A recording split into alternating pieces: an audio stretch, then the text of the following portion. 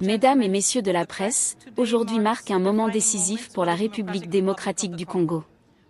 Avec humilité et détermination, nous accueillons la décision de l'Assemblée générale des Nations unies d'élire notre pays en tant que membre non permanent du Conseil de sécurité pour le mandat 2026 à 2027.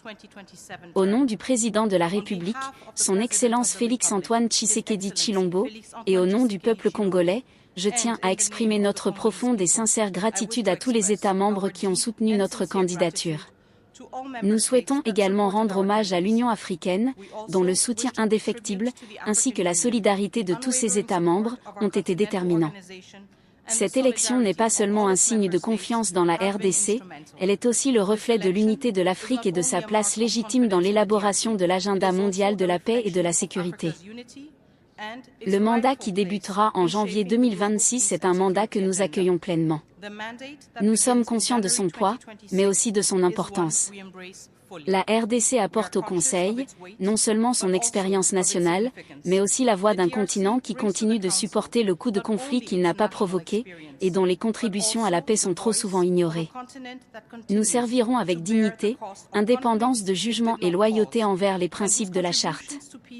Nous travaillerons avec tous les membres du Conseil pour promouvoir la paix, défendre le droit international et soutenir les aspirations légitimes des peuples du monde entier.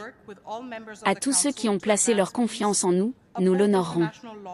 La RDC est prête à servir avec clarté, les objectifs, la fidélité aux principes, et un engagement envers des solutions partagées.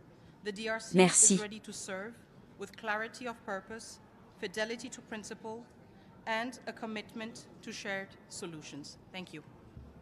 La RDC mettra-t-elle davantage l'accent sur la question à la frontière et de la RDC dans l'agenda du Conseil de sécurité pendant que vous êtes membre du Conseil de sécurité? Bien sûr, la situation dans l'Est de la RDC est au premier plan pour le gouvernement congolais, car ce sont nos compatriotes qui sont victimes. Mais en même temps, nous devons reconnaître le fait que nous sommes ici en tant que pays ayant reçu le vote de confiance de l'Union africaine. Nous viendrons certainement au Conseil de sécurité en apportant l'expérience d'un pays qui sait ce que c'est que d'avoir des décennies de conflits, qui a une compréhension approfondie des défis des opérations de maintien de la paix et des questions de protection des civils, ainsi que de la convergence entre le conflit, les ressources naturelles et les changements environnementaux. Et c'est cette expérience et cette expertise que nous souhaitons mettre sur la table, non pas pour servir nos propres intérêts, mais pour servir les intérêts de l'humanité, car nous savons que la situation en RDC n'est pas individuelle ou isolée. Nous avons beaucoup de crises dans le monde, et nous voulons contribuer avec la force de notre expérience et de notre expertise à la résolution de ces défis. Merci.